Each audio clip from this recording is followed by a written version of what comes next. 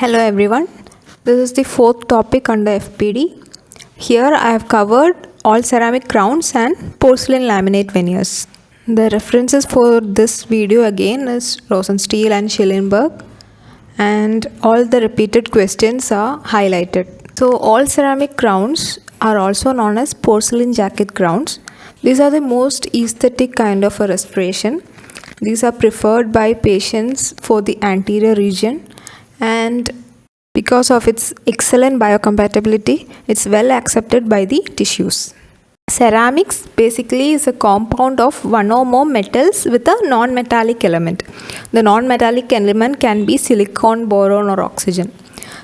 Ceramic can be used as a structural component for a restoration, or it can be used as a layering or veneering on top of a framework for ceramic based prosthesis. Porcelain is a type of ceramic which is used for the fabrication of teeth, for dentures, for crowns, FPDs, onlays and other type of restorations. So the main difference between a metal ceramic and an all ceramic crown is the metal coping.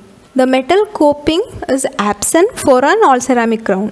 The coping or the core of the restoration is also made out of ceramic. The veneering ceramic will be veneered or layered on top of the core ceramic. So because of the absence of this metal coping, it gives more aesthetic appearance for the restoration. So the metal coping might give you a hue of the metal which is transmitted through the ceramic layer, and that makes the whole restoration opaque and less lifelike. So this is absent in a all ceramic crown since the core is also made out of ceramic. So it can resemble the natural tooth and has more translucency than any other restorative material. So let's see what are the general classification of ceramics. Here I am not going in detail about the material aspect as it is already dealt in your dental materials topics. So the general classification based on method of fabrication are: first one is powder slurry or sintered porcelain. Here they utilize a platinum foil onto which the ceramic particles will be bonded with the help of a intermediate tin oxide layer. So the examples of sintered porcelains are Optec, Duceram and Vita High Ceram. Next one is castable ceramics, castable glass ceramics. So here they cast the ceramics into a mold similar to that of a lost wax technique. So a wax pattern will be fabricated which is invested, and then once the burnout is done, a mold space will be there. So the glass ceramic will be casted into this mold space to get the restoration. The examples of castable glass ceramics are Dicor and Cerapearl. The third type is the pressable glass ceramic. So here the molten or the heated ceramic ingot will be available. So the heated ingot will be pressed through a piston into a metal tube, and from there to a mold. So the pressed ingot will take up the shape of the mold and the restoration will be fabricated. Examples of pressable glass ceramics are IPS Empress 1 and IPS Empress 2. The next type is slip cast and glass infiltrated ceramics. The slurry of the ceramic is applied onto a porous die which is then heated in a furnace. With this we get a partially sintered coping. On top of the partially sintered coping we apply glass, and it is again heated to form a strong slip cast core.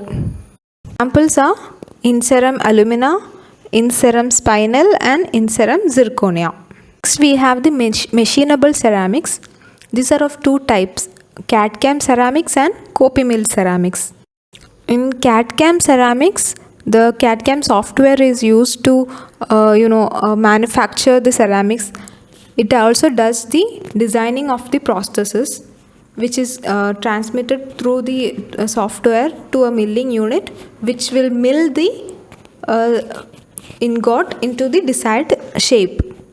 So that's how a CAD-CAM ceramic is fabricated.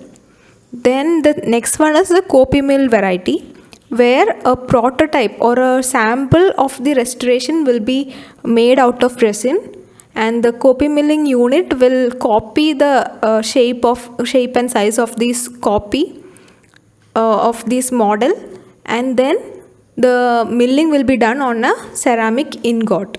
So that's how copy milling is done.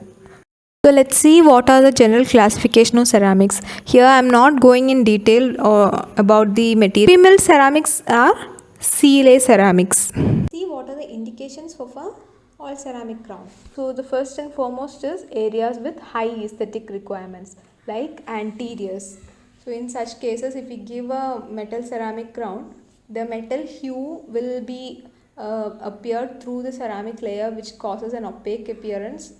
Also, the metal margins can be visible from the gingival area, which causes an unesthetic appearance. Second is proximal or facial caries that can no longer be effectively restored with a composite restoration. So if such conservative restorations are not possible, then we'll have to do a complete tooth preparation to accommodate a all ceramic crown. And in cases with allergy to metal, so in such cases we have no other option than to give a ceramic crown, because ceramic is very much biocompatible and there are no allergy as of now detected. The contraindications for an all ceramic crown are: first one, when a more conservative type of restoration is possible. So all ceramic crown will require extensive tooth preparation on all surfaces to accommodate the crown. So there are too much of tooth structure that is being lost. So if a more conservative type of restoration is possible, then always that has to be preferred over an all ceramic crown. Then if there is increased occlusal loads, so since the porcelain material is brittle, increased occlusal loads can create fracture lines in the restoration in cases with reduced aesthetic demands. So in posterior region where the aesthetics is not much of a concern, then we don't have to give an all ceramic crown. We can always give a conservative type of a restoration like a metal or a metal ceramic facing restorations can be given. Then it is not possible to give an even shoulder width of at least 1 mm. So the ceramic material, it's brittle, so it requires sufficient amount of bulk to have structural durability. So if it is not possible to give an even even tooth preparation, then a ceramic crown cannot be given in such cases. Advantages of using an all ceramic restoration are superior aesthetics, excellent translucency, good tissue response, and the facial reduction is less than that of a metal ceramic crown. In a metal ceramic crown, we have to find space for the metal coping and the ceramic veneers. But in an all ceramic crown, the space for the metal coping can be reduced in the facial aspect, but the lingual preparation will be more than that of the metal ceramic crown. So disadvantages are: first one is reduced strength of the restoration. For ceramic, the compressive strength is good, but the tensile strength of the material is less. Also, there is no reinforcing metal substructure, so the restoration strength is compromised. And also a shoulder margin is given, so significant amount of tooth structure is removed for the sake of creating space for the restoration. Inadequate tooth preparation can cause fracture of the restoration, and also the porcelain can cause wear of the opposing natural teeth. During tooth preparation for an all ceramic crown, the incisal reduction will be 2 mm. The labial and lingual reduction will be 1.5 mm each. The finish line of choice will be shoulder finish line. For cementation, for all the all ceramic restorations, including crowns and FPD, inlays, onlays, laminates, we will be using resin cement. The advantage of resin cement over other cements are it is a translucent cement. So in cases we use any other luting agent, then there are chances that the opaque luting agent casts a hue throughout the restoration and the aesthetic appearance will be lost. So that is the advantage of using a resin cement. Also, there is adhesive mechanism. So there is better bonding of the restoration to the tooth compared to other cements. The second section is on porcelain laminate veneers. Laminate veneering is a conservative method of restoring the appearance of discolored, pictured or fractured anterior teeth. It consists of bonding thin ceramic laminates onto the labial surfaces of affected teeth. The advantages of using a laminate veneer are, first of all, it's aesthetic. So we are using glazed porcelain to mask any kind of deformities or discoloration of a tooth. So it enhances the aesthetic or the appearance of the tooth. Then it's conservative, that is the preparation required is very minimal. So it's a conservative type of a treatment. Then since we are using biocompatible ceramic material, there is good tissue response. The preparation for a veneer is limited to the enamel. Only then we can have good bonding. So since the preparation is only on the enamel, there is no need of using any local anesthesia. Disadvantages include, first of all, it's technique sensitive. Then the material is ceramic, so it is again brittle and it's prone to fracture.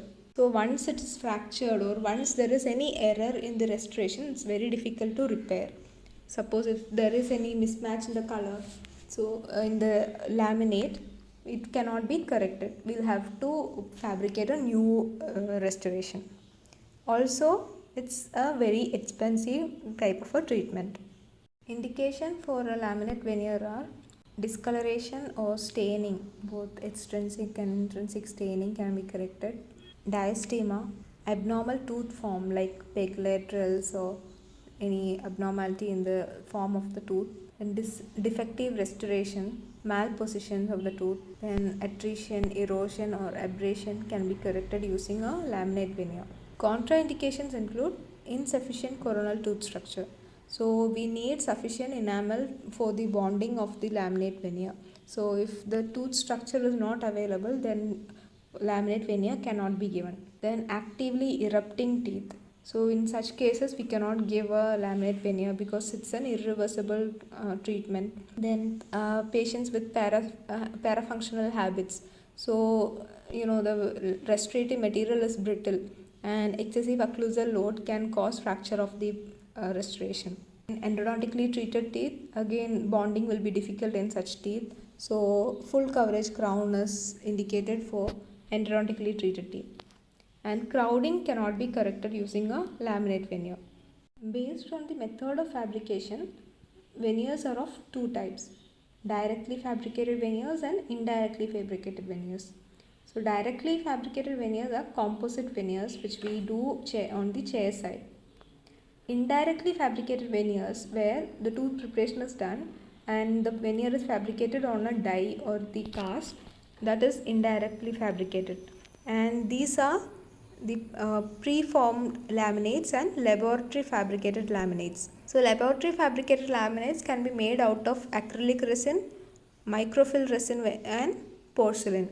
The preparation or the tooth preparation for a laminate veneer will be limited to the enamel. So there will be a labial reduction of 0.3 to 0.5 mm and incisal reduction of 1 mm. The finish line of choice will be supragingival chamfer. There are three types of teeth preparation that can be employed for a laminate veneer.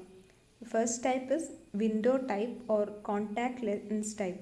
So here the incisal edge of the tooth is not covered. The preparation will be stopped just before the incisal edge. The second type of preparation is conventional type where the incisal edge will be covered. And the third type of preparation is the wraparound type.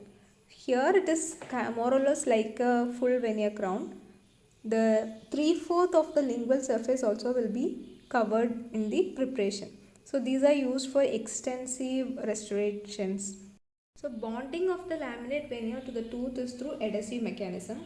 So the cement that is used is resin cement.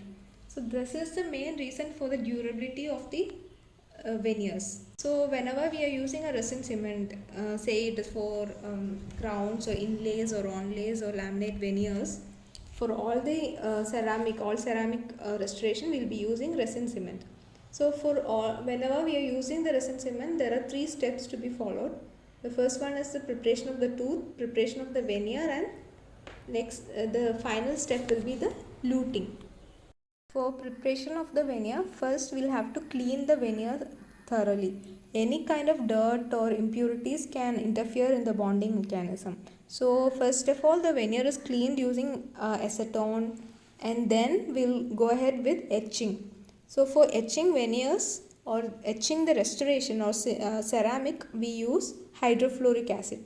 10 to 15% hydrofluoric acid for 30 seconds. Once etching is done, then we'll apply silane coupling agent.